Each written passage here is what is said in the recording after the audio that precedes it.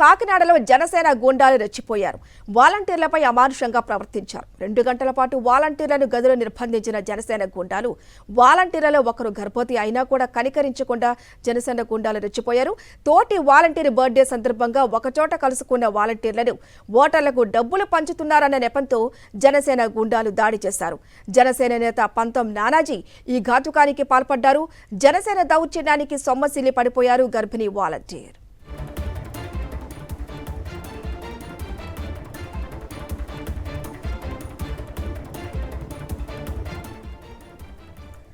మనం చూస్తూ ఉన్నాం, కాకినాడలో జనసేన గూండాలు రెచ్చిపోయారు. వాలంటీర్లపై అమానుషంగా ప్రవర్తించారు. 2 గంటల పాటు వాలంటీర్లను గదిలో నిర్బంధించిన జనసేన గూండాలు. వాలంటీర్లలో ఒకరు గర్భవతి అయినా కూడా కనికరించలేదు జనసేన గూండాలు. మరింత సమాచారం మా ప్రతినిధి రాజు అందిస్తారు. రాజు, అసలు ఏం జరుగుతోంది అక్కడ? గర్భవతి అయినా కూడా చూడకుండా ఒక అమానుషంగా ప్రవర్తిస్తున్నారు. ఏ విధంగా చూడొచ్చు మనం దీనిని?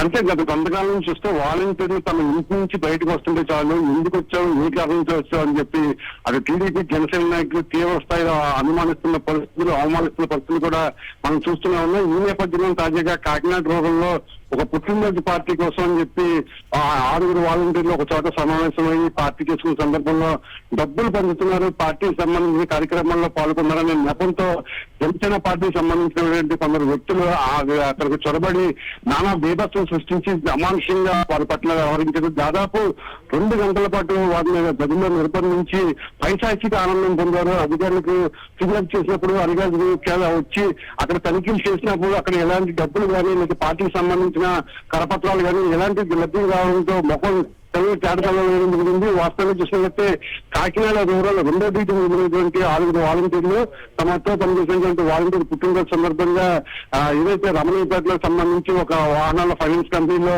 వాళ్ళంతా కూడా సమావేశమై ఏదైతే స్వీట్స్ కానీ డ్రింక్స్ కానీ షేర్ చేసుకున్న పరిస్థితి. ఈ నేపథ్యంలోనే దాన్ని చూసినటువంటి జనసేన నాయకులు అక్కడికి వచ్చారు.